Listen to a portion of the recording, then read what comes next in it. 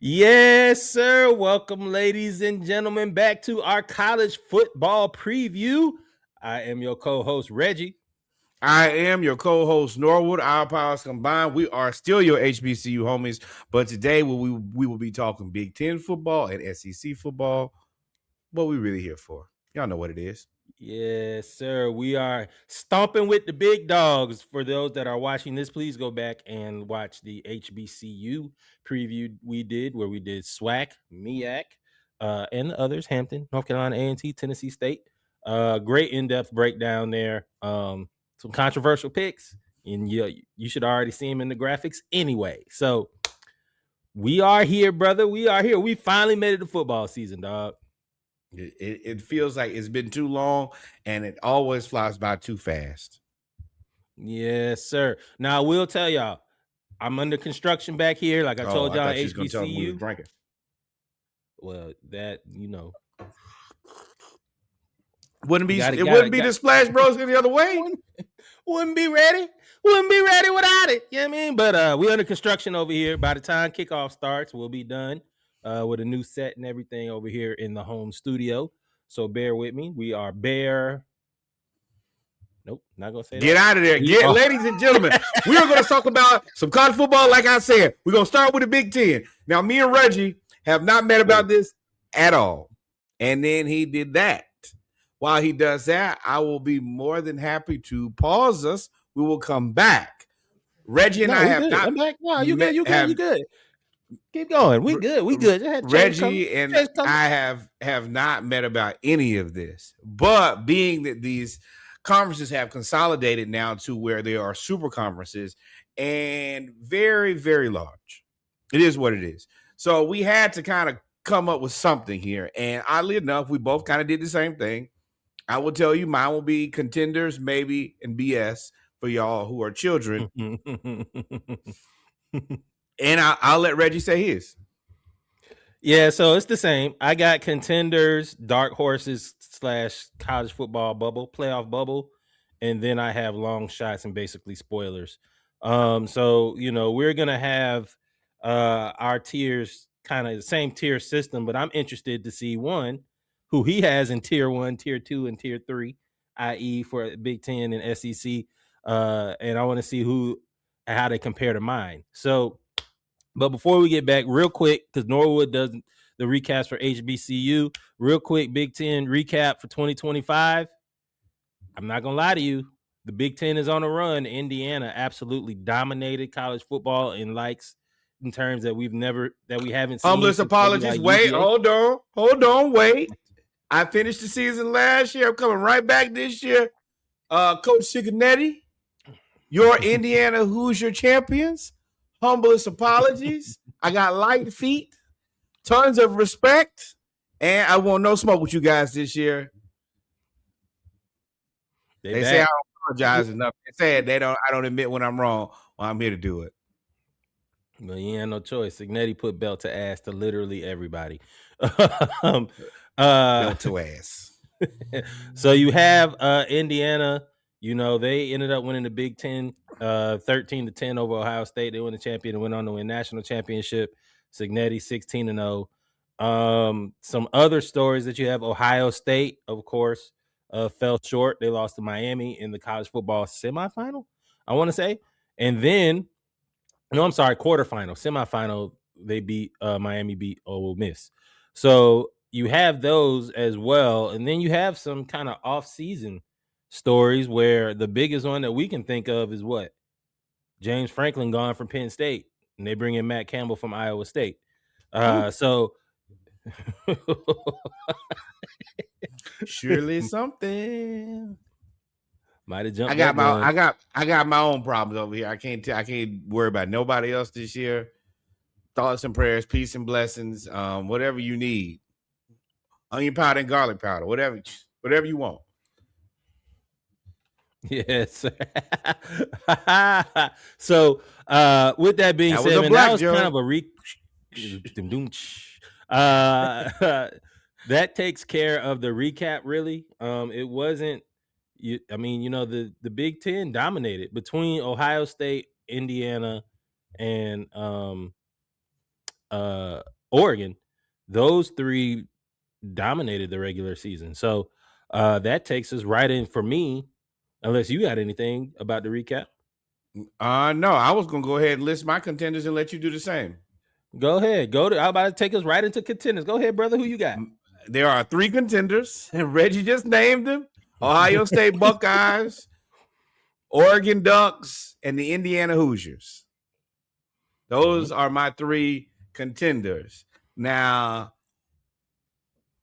I'll let you name yours, and then I'll explain my 3, and you explain Very your same. 3. I think that's Indiana, Ohio State, Oregon. Not in that order. Yeah, not in that order either. The order to me does not matter that much. I do want to place a caveat. I guess let me start. Number 1, Ohio State Buckeyes. Number 1, 15 first place votes, 12-2 last year, 9-0, and they lost to Indiana. Shout out to you guys doing the needful. Julian Sayin, Jeremiah Smith return, and they are the passing attack to watch. One of them anyway.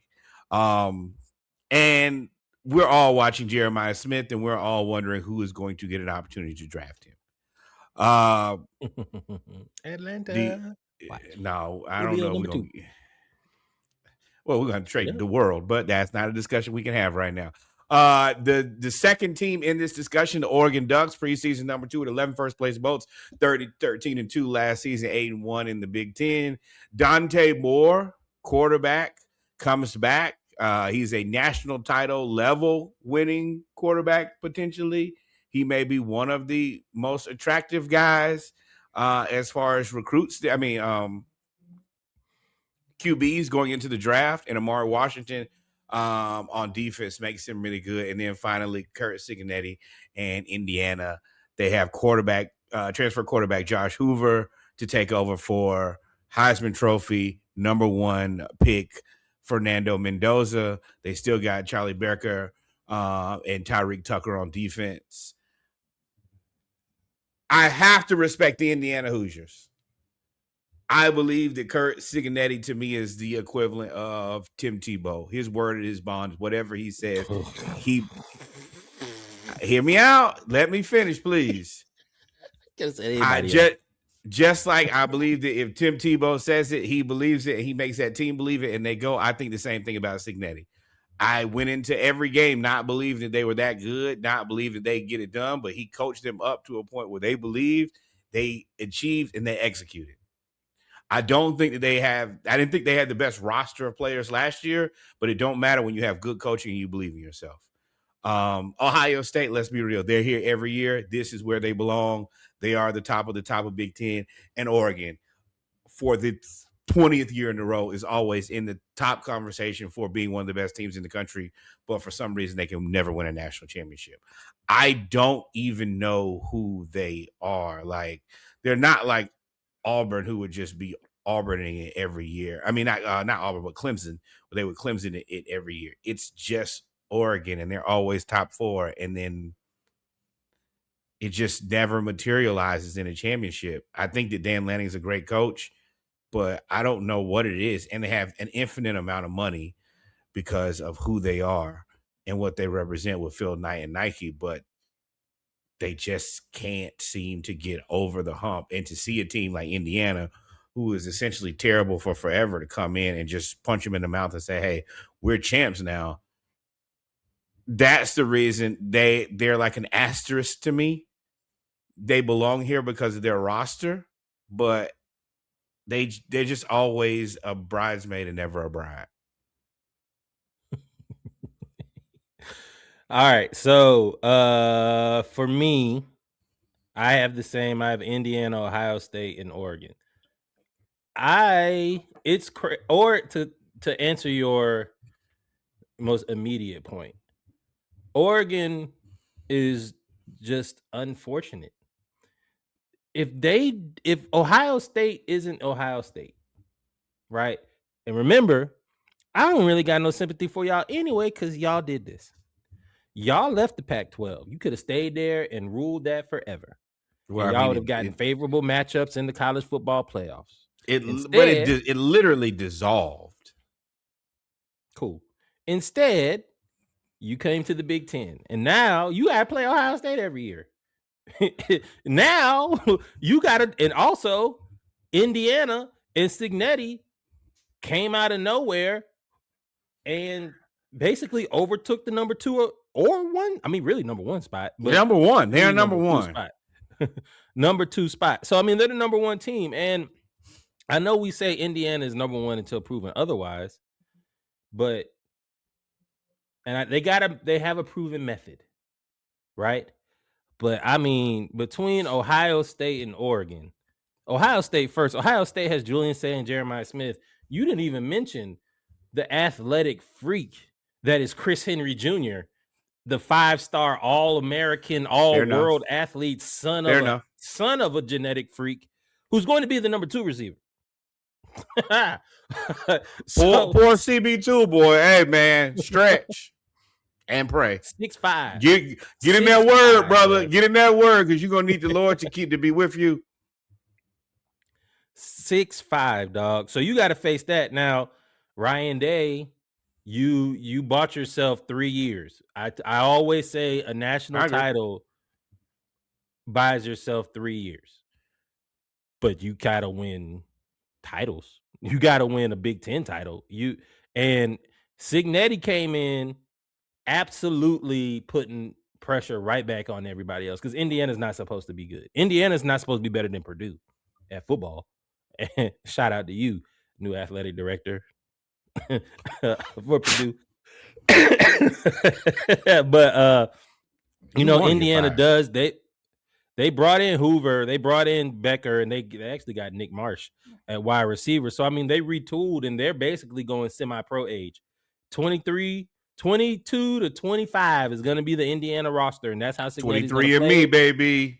It's in their DNA. So, but they've got a strong offensive line, and of course they got Kamara back at defensive line. So, like, they're still there, but any faith that I have that they're actually contenders is in Cignetti. It's in nothing about the roster. Cignetti and his coaching staff, because that defense made everybody look regular. Right. That defense made everybody in the Big Ten look regular, including 94.4 point per game Oregon. Didn't do nothing. Right. They shut down Jeremiah Smith. My only pushback to what you said is, and maybe they're not. There's no misfortune here. Until you win a championship, this is who you are. Essentially, you are the Mark Richt Bulldogs. Y'all going to be good every year. You're going to have a bunch of good players, not win shit. And I wouldn't even say that. I would put them at like Ole Miss, because they don't even make it to the conference championship game. Fair enough. The last couple of years. Well, you are understanding what Reggie and I are telling you. You're not meeting the KPIs. You checking a lot of boxes, and you're not being the worst, but you're not Ohio State, who's the legacy team in this conference, and you're not Indiana, who came in like gangbusters. You just always the third option. And it's tough, because we saw Penn State move on from a coach from being continuously the third, fourth option. But also, I don't know if you can go get a coach better than Dan Lanning. And I think that if you get rid of Dan Lanning, there are vultures and sharks from above and below, and they all want him. Let me tell you. And they all nest in the southeast. And I'm going to tell you right now, we just got a coach. I'd still rather have Dan Lanning. Fire him tomorrow. And let me tell you, tomorrow, and pay him the money. And Dan Lanning, when we get to SEC, there's actually a conversation that I want to have about that. But I'm weary to keep Indiana as a contender. Not because I don't believe in Cignetti, it's just because you would assume that there's going to be some type of fallback, and you would assume you can do that. I cannot do that. I did that last year. I expected to drop off, and it never. J. Cole delivered the drop off, the fall off before Indiana did. So no, I'm not. I think they're the greatest football team of all time, as far as I'm considered. until proven NIL otherwise. and the transfer portal mitigates a lot of the step backs that you take when you lose a lot of players, or lose a lot of key players. So they were able to do that, and Cignetti does have proof of concept, is what I was trying to say earlier. So he may be able to do that. But I'm telling you, from just an absolute talent wise, it's Ohio State far and away to me, and from an absolute. But the same thing last year. They had more talent than Indiana last year. But let me tell you who I got my pom-poms for. Curt Cignetti. And that defensive coordinator. But even Oregon, it's the same thing. They're not as talented as Ohio State, I don't think. But I think they're more talented than Indiana. I think they're the second most talented team in the Big Ten. They still have Matteo. You forgot they got Matteo Ungalale. Hey, cool. Show me the baby. No, show me the baby. Show me and Dante Moore. I mean, he's okay. He's good. Cool story. Story. You're only as good as your last game in some people's eyes, and you got smoked by Indiana. I don't believe that. I think that is a knee-jerk reaction that only fans do. If you look at the guy, you look at the body of work, and that is how you judge a person. You wouldn't in no other part of life do you judge a person by their worst day. Because if that's the case, then we all pieces of shit. I mean, moving right along to what I have as the maybes. And it's maybe because maybe y'all be good, maybe y'all be some trash. I have University of Southern California, the University of Michigan, which seems to be a train wreck right now, Penn State and their new coach, and the University of Washington. Ooh. So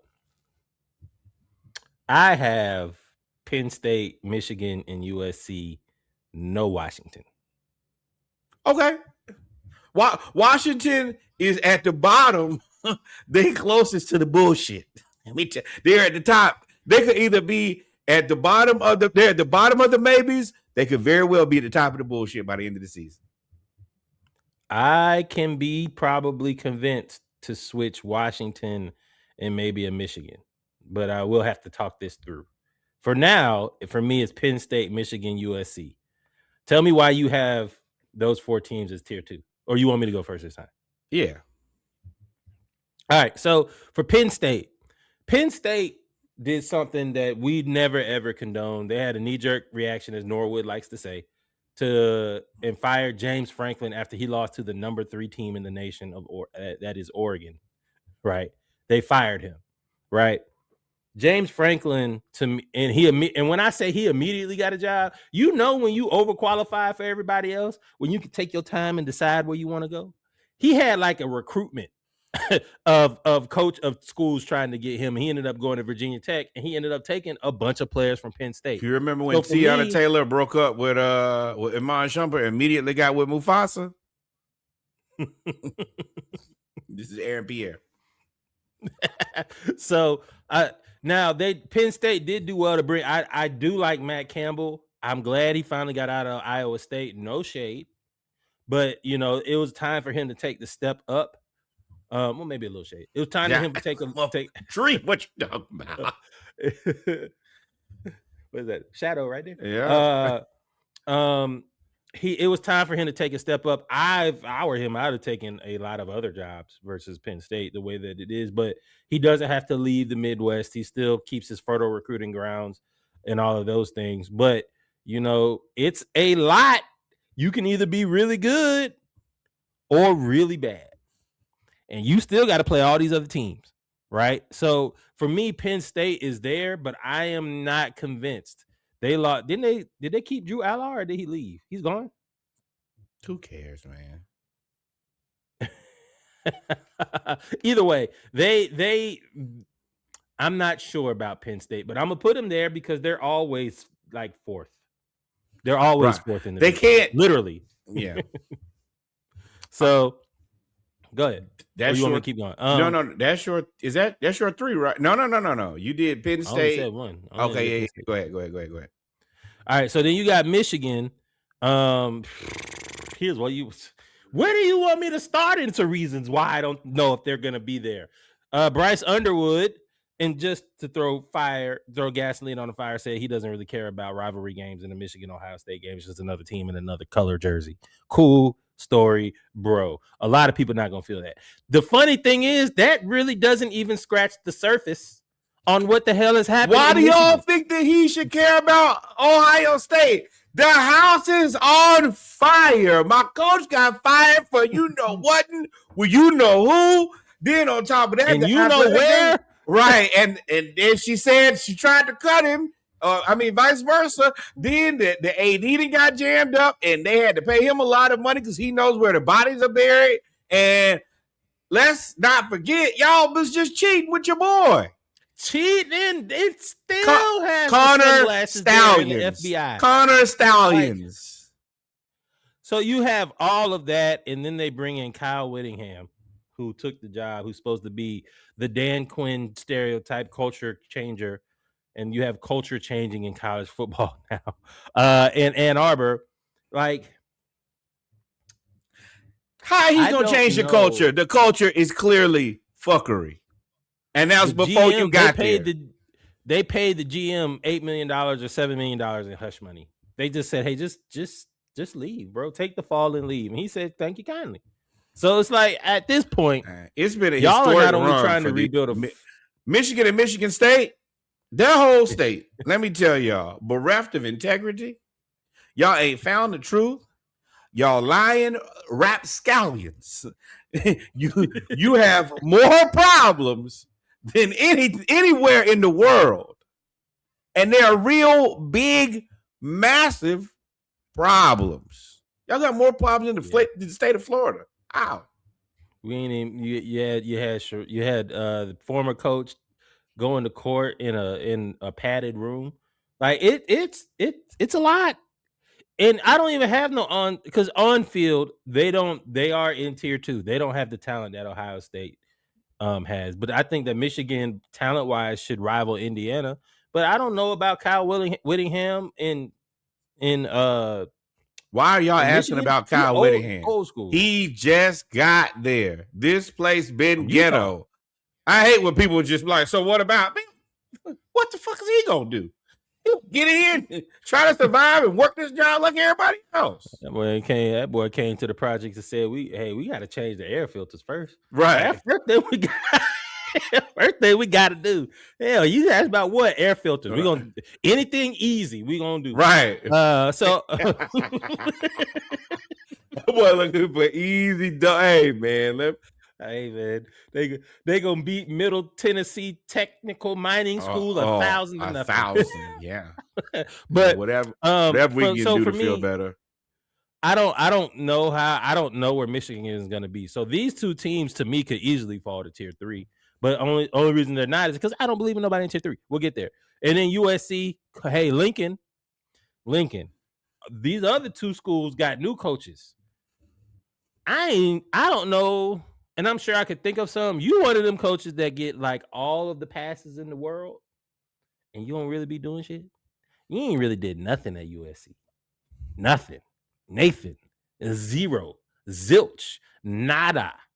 Right? Like you out there at USC, and I know they lost Mekhi Lemon and they lost all those players, but boy, you with this little play sheet that you be having that be this big right here, this you gonna have to turn the pages, big dog. You have to expand it a little bit because they done figured you out there at USC. You are on the hot seat. You're gonna have to figure out what to do. I think do they have Maiva? Jade Maiva? I think he transferred to USC.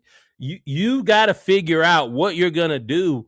I honestly, as much now that we going through this in depth, hey, Big Ten fans, you too, Tremaine, y'all been talking a lot of shit and puffing y'all chest out recently about how strong the Big Ten is.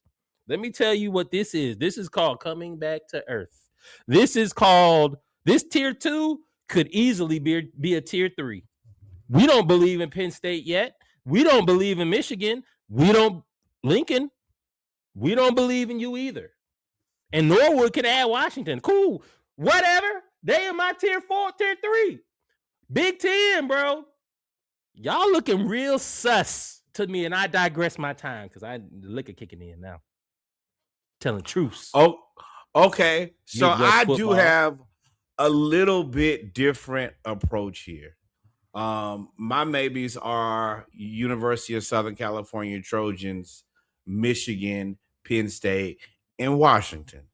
I actually would like to say, after we stopped paying attention to USC, they had their best season. They went 9-4 last season. They went 7-2 in conference play. This is Lincoln Riley's best finish. Jaden Mavia That is the proves off my season damn point. preseason guy, and Gary Patterson on defense should be very strong. Wait, before you move on, you said their best season under Lincoln Riley was 9-4. Correct. So this is what I'm saying is I've notably been a big Lincoln Riley fan, and he has mostly disappointed me at USC. I picked them to be pretty good every year, and they haven't been. The first time that I stopped paying attention to them, they behaved. And what the fuck they did? I mean, I think that 9-4 in the conference was solid. I pray for Florida. You've been losers for too long. 9-4 is solid to you? That's crazy. You would have never said that when y'all were winning. Well, excuse me, 9-4 and 7-2 in the conference with two of the top 4 college football teams. Yeah. Maybe I'm not gonna say I'm softening, but maybe I'm coming more into reality. Last year they lost to Oregon and they lost to Notre Dame. They lost to Illinois, which was a bad loss, and then they lost to TCU. Illinois, if I remember correctly, were they on a run last year when they? No, you never believed that Illinois because Indiana beat them 65. Right, but they started out like 4-0 or something like that. Still a scam for sure. Yeah.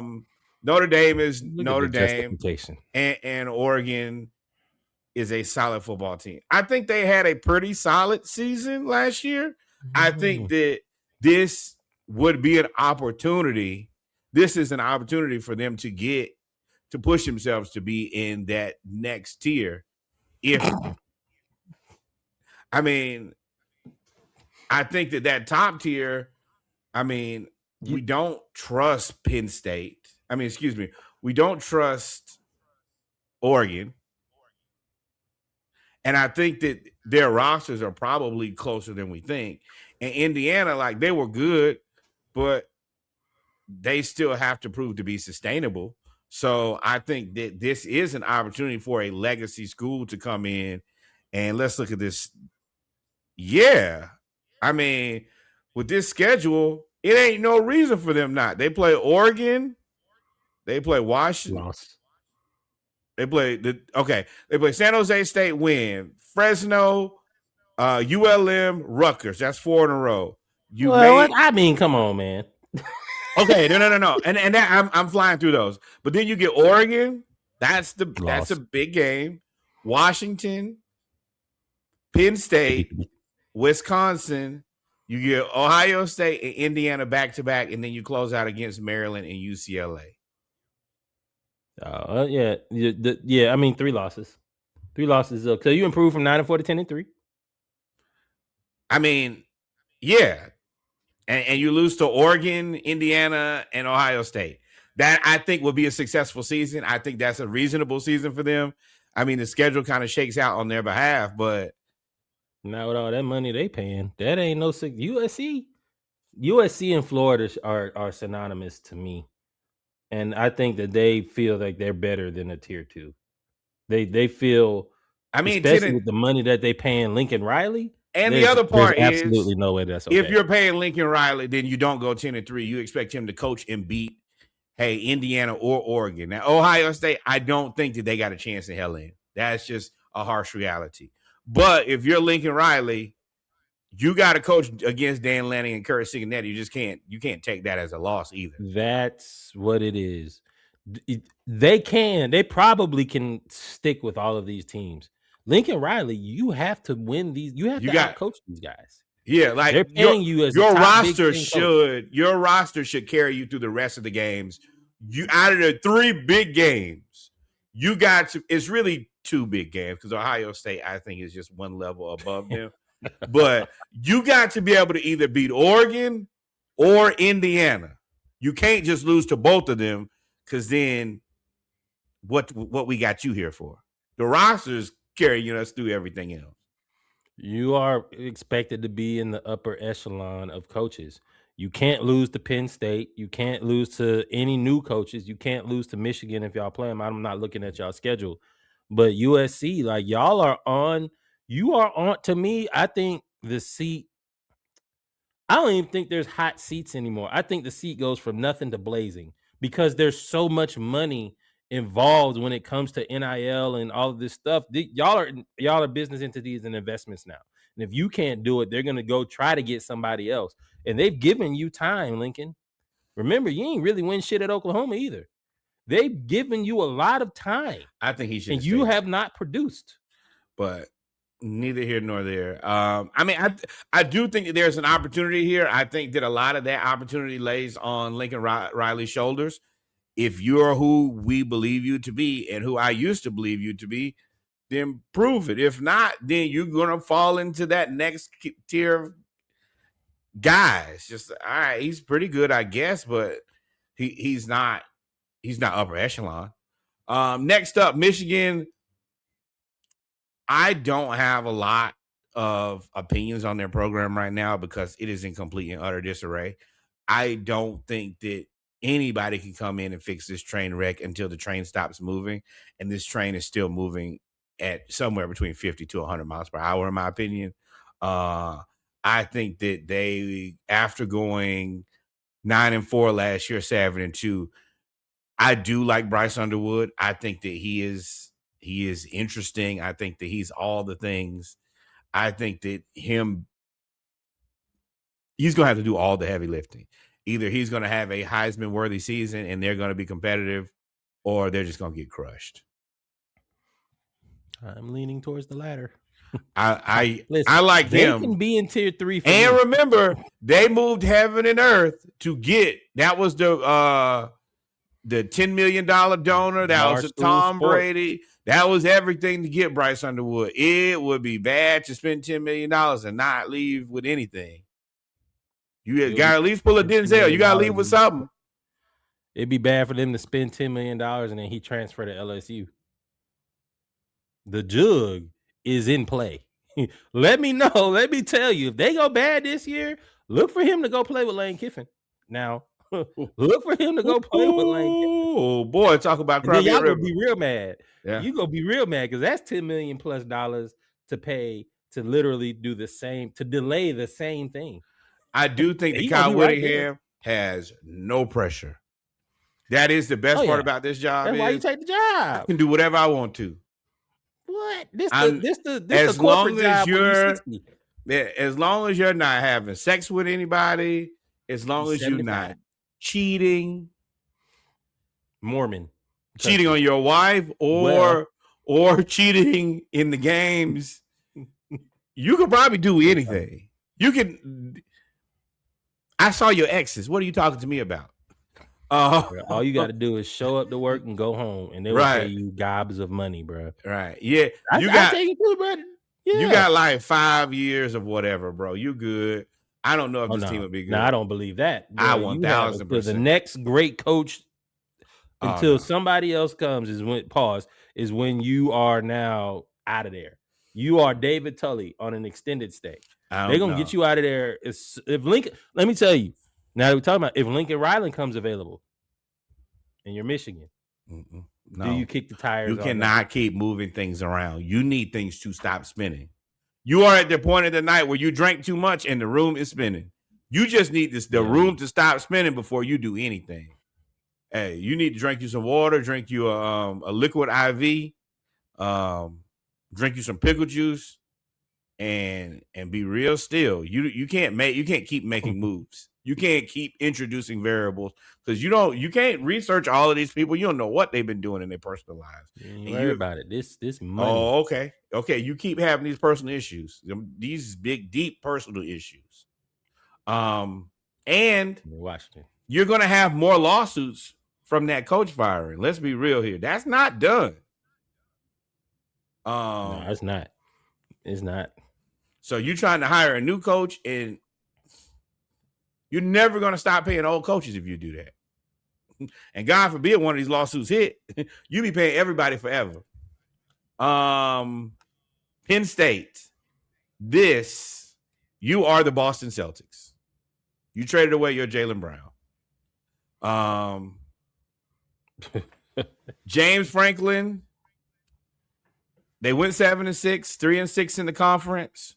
I understand that. But James Franklin also took you out of the darkest period in Penn State football history.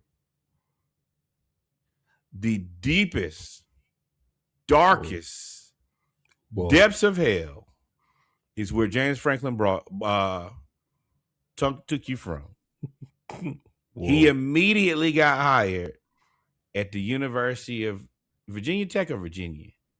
Virginia Tech. Virginia Tech. And took y'all players too. Right.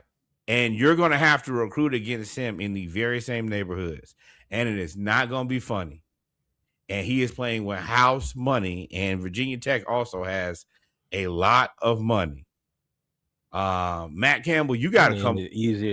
Easier conference. Correct. So it's going to be very easy for him to look like y'all made the wrong move.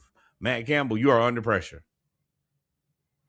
You are in a pressure cooker because the expectation is there, the brand is there, and you have to come in and you have to be at least as good as James Franklin, or all the people who fired James Franklin look stupid. I think they already look stupid. But what does that mean? That means being. I mean, they've been a tier 2 pretty much the whole time. Maybe a tier 1 every now and then. He just got to hold that. To me, that sounds like holding it in the road. You just got to be 9-4. Okay, it's easy to say it's hold it in the road till you in the road. Now you like, I gotta keep this ship afloat. And I'm gonna tell you, they gunning for you. They are going to be gunning for you, and you're gonna have some recruiting battles. And somebody out of the BS is always trying to escape the BS. Indiana ain't the only person trying to get out of there. That's an interesting point you made about recruiting battles, because recruiting is now national. And James Franklin can go into, he was one of the ones that pushed for satellite camps in the South. If you remember that, he's the one that pissed everybody off. So he's a legend at recruiting other people's bases. And let me tell you, the pipeline that he established from Florida and the transfer pipeline that he got from Georgia, as well as from the Southeast, as well as now you add in the ACC and keep the ties with the Big Ten. I remember Matt Campbell's Iowa. He recruited Iowa. He was really good at recruiting Iowa in the surrounding metropolitan area. That's a different demographic. Man. Yeah, that's a good point. And I mean, Virginia Tech, with all of that opportunity, if you're a coach, do you want to send them to Penn State and let them fight? Or do you want to send them to Virginia Tech where they might have an opportunity to flourish with the guy who you've been talking to every day for the past years? 3 years. Yeah. Good luck. Hey, Matt Campbell. Again, I could be talked. They could be out of tier 2 for me. Hey, man. They could be out. And everybody is watching this. You fired James Franklin. He carried you out of the depths of darkness. What did you fire him for?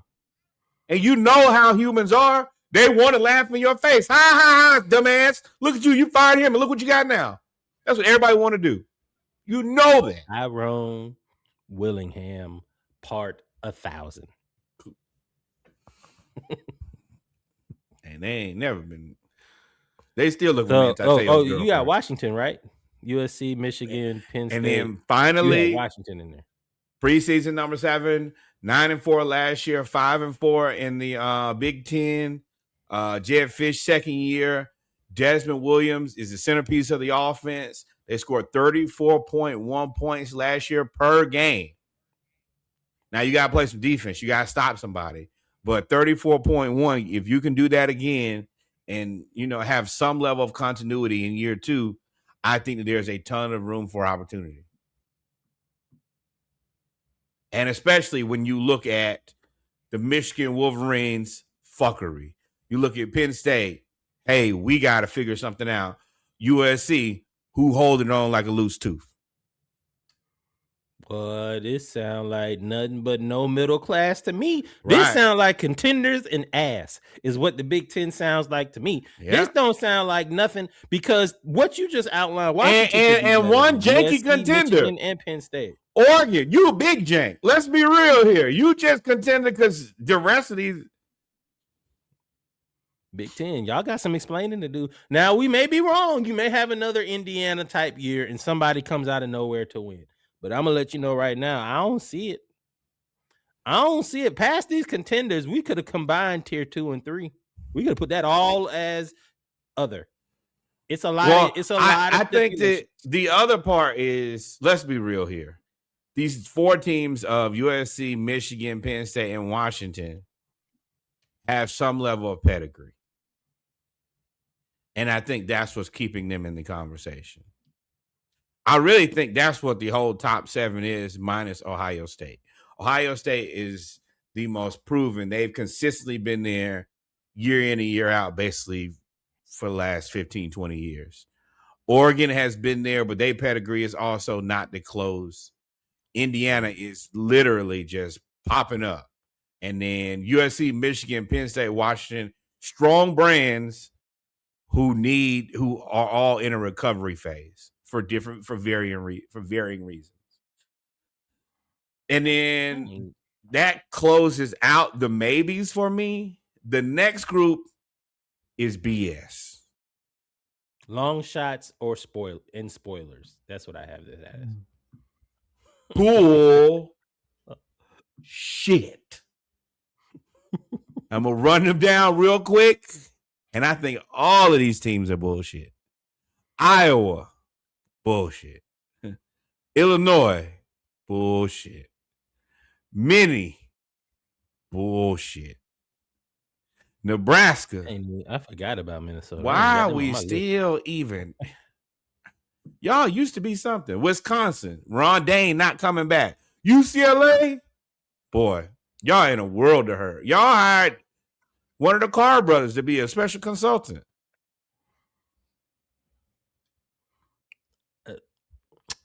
So for me, I got. Wait, hold on. I'm not done. Northwestern. Y'all make better journalists than athletes. Y'all be on ESPN reporting. Maryland, Coach Loxley, this is gonna be your last year, brother. Root to the Qs, but it ain't looking good. Michigan State. Coordinator, big dog. Come on to the South. Let me tell you, Michigan State, there's a special place in hell for you guys. I will never root for you. I think you're despicable, deplorable, and you deserve to be the worst team in sports forever. I love to see you be terrible. I love it. It brings me joy to my heart. And so y'all are one of the only teams that I hate that don't ever play my team. I hate UGA. Sure, they play my team. I hate the Yankees. They ball baseball. But you guys, terrible. Fucking terrible. Rutgers, y'all not even a good basketball school. At some point, we're going to have to talk about what y'all did with Dylan Harper and Ace Bailey. Egregious. And Purdue, Drew Brees never walking back through them doors. I didn't even put them on my list. So to me, none of them, all of those were long shots for the most part. Washington to me was on the teeter of tier 3 and 4. I see why you put them in tier 2 and 3. I see why you put them in tier 2 because tier 3 is Basuda. But to me, outside of that, the team that probably in tier 3 is the one for me that could make some changes. There's 2 teams for me. There's UCLA with Nico Aime-Lever, and then there's Iowa. No, I know y'all are like Iowa. No, hell no. It better be Nebraska and Matt Rule. They've been trying to convince me for a decade Matt Rule was a good coach. If he can't coach the Nebraska Cornhuskers, then I'm unconvinced. Well, I mean, that's different. This Nebraska in the Big 10, not the Big 12. Colorado did the smart thing. They got there and said, you know what, this is not for us. We're gonna go right on back. Like, so this is different. But for me, it's Iowa is the team that could probably. I mean, Iowa's Iowa. They're always going to have some really good defensive back of the Caucasian persuasion. Nuh-uh. They are really going to be able to play. Not Jamari Sharp.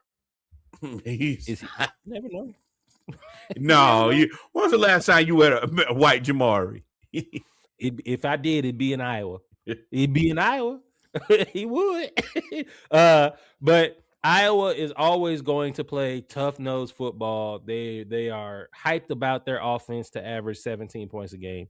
But they play defense, and like they're the ones that are going to be the spoilers. They can move up to tier 2 for me because we already said we don't know about anything when it comes to Michigan, USC, and Penn State, right?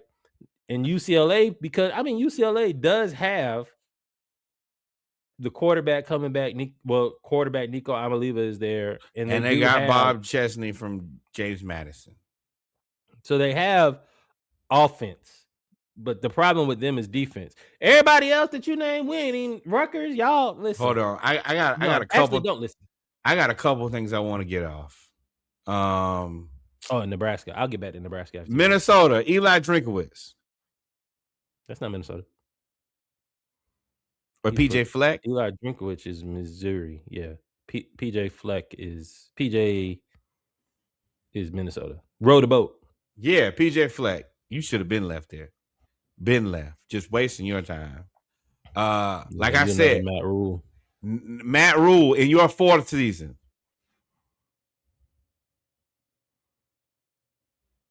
Why are you looking like that? I don't know why. What did y'all expect? Well, I mean, you did get Dylan Raiola, who then left and went to Oregon, who's going to sit behind him. But I mean, there was nobody else. Like, what did y'all expect? Everybody told me that Matt Rule got he got a raw deal in Carolina. He was going to Nebraska to bring him back. Now it's his 4th season, and they look like flaming bag of garbage. Wisconsin. Who is everybody? Wisconsin. You guys average 12.8 points per game. Luke Fickell. That ain't enough. It ain't. don't have the capacity. They can't score. Let me tell you. If pass them by. You are coaching the offense like. You got Ron Dane. No, what's my boy? Well, not my boy. The guy who was at Florida who could only coach defense. I cannot think his name. I can see his face. Will Muschamp. Yes. You run a Will Muschamp offense. That's not a compliment. That is actually one of the most disrespectful things people can say to you. Northwestern, terrible. Like I said, Coach Loxley, get your resume ready. They finna get you out of Maryland. Now, I don't think that there's a lot of opportunity to get any better, but you are out of there. This is gonna be shuffling the deck. It's gonna be the same coaches. You're right. It's gonna be the same coaches. I'm not going in depth with the bullshit. I had 3. The only other one I wanted to follow up was with Nebraska, because hey, Matt Rule, I don't see what y'all expected for him to be good, but he also sold y'all a dream too. He wasn't that great at Baylor, like he wasn't that great at Carolina, and he was. I don't. It's giving a little bit of privilege, right? No, some other coaches you couldn't be when you can be terrible or mid to terrible at 3 different places, then and still get jobs. Then that's a little bit of privilege to me. But like Nebraska's not going to be good. They're not going to be good. They don't be good at all. They even lost Dylan Raiola. He's in Oregon now. So I mean, look, Iowa is the team to move up to tier 2. Out of all of these teams to make the playoffs, I only have 1, 2, 3. No. Pick your winners. Pick your. I'll pick 4 in a possible to make the college football playoff. I think tier 1 makes the college football playoff because they're going to beat up on each other. And I think tier 2, one of those teams make it. So for tier 1, I got Indiana, Ohio State, and Oregon making the playoff. I have Ohio State winning the Big Ten. I think Indiana is cool. I think they may make it tough on people, but I think Ohio State is awake. I think as long as Ryan Day doesn't coach himself into a circle, they should be fine. He literally just has to guide and put the car on cruise control. You ain't got to do nothing else. The fourth team that I have to make it would either be Penn State or USC, and my dark horse is Iowa to make the college football playoff. I think Iowa's going to make it tough on a lot of people just because who they are. I am not going that deep into it this far. I'm picking Ohio State and Indiana in the Big Ten championship game. That's all I got right now. Oh, okay, yeah, they'll play. I'm picking Ohio State, Oregon. I say Ohio State, Oregon. I'm picking Ohio State because I think it's tough for Indiana to go back to back. That's all I got. It is. I think that is the tough thing. Ladies and gentlemen, thank you guys for rocking with us during this Big Ten preview. Please go back and listen to the historically black college and university previews that we've done. Swag, Miak, and others. They should already be in your on the DSPs in order for you to play. Please go back and listen to them all. Thank you guys for supporting us. Next, we will be moving on to the Southeastern Conference. Adios, mi amigo. Yes, sir. We appreciate you for tuning in. Make sure you like, follow, subscribe. Tell a friend. And make sure y'all pick y'all teams. We'll be right back. Appreciate y'all. Peace. Wait, hold on. So what they do? Like, follow, subscribe. Thank you, my friend. Yeah, boy.